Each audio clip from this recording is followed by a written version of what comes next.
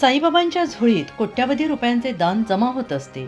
त्या दानात सोने, जड जवाहीर, रोख रक्कम, स्थावर संपत्ती यांचा देखील समावेश असतो. साईबाबा संस्थान याच दानाचा विनियोग साई भक्तांच्या हितासाठी करत असले तरी पालघर जिल्ह्यातील वसई येथील साई भक्त काशीनाथ गोविंद पाटील यांनी आजच्या बाजारभावाप्रमाणे 100 कोटी रुपयांची संपत्ती असलेल्या 2 भव्य इमारती 11 मे 2017 रोजी शिर्डीलगत असलेल्या साई निवारा येथील सरकारी भावाप्रमाणे 32 कोटी 27 लाख 13,000 रुपये किंमत असलेल्या 2 बहुमजली इमारती दान स्वरूपात दिल्या होत्या. या दानाचा उपयोग साई भक्त आणि MPSC UPSC या विद्यार्थ्यांच्या अकॅडमी सुरू करण्यासाठी आणि साई भक्त भाविकांच्या निवासाची सोय व्हावी या उदात्त हेतूने साईबाबा संस्थानाला दानपत्र करून दिलेल्या होत्या.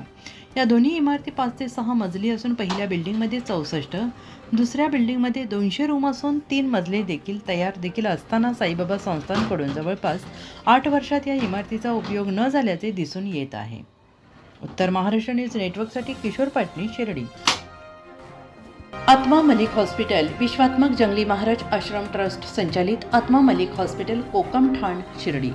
नाशिकचे सुप्रसिद्ध नेफ्रोलॉजिस्ट, किडनी विकार आणि किडनी प्रत्यारोपण तज्ज्ञ doctor Parth Devgaonkar, MD medicine, DNB nephrology, ESE nephrology, European renal association EDTA दर महिन्याच्या 2ऱ्या आणि 4थ्या बुधवारी आपल्या आत्मा मलिक हॉस्पिटलमध्ये उपलब्ध राहतील. तरी कृपया गरजू रुग्णांनी याचा लाभ घ्यावा.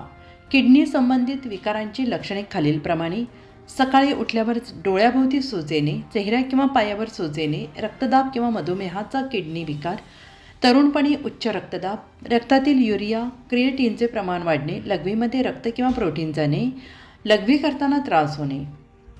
शिर्डी कोपरगाव रोड, कोकमठाण, कोपरगाव.